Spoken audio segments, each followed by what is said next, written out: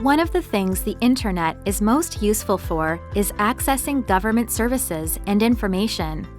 Each level of government has its own website, with many different sections. Some of them, like the Government of Canada website, canada.ca, have links to the most frequently requested pages.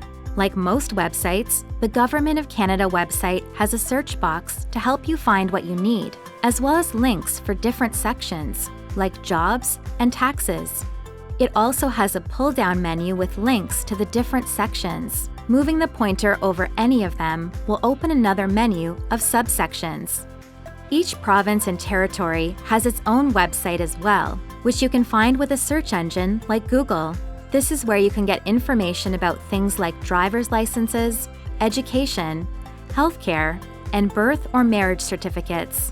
Many cities and municipalities also have websites with information about city services, public transit, garbage collection, and so on.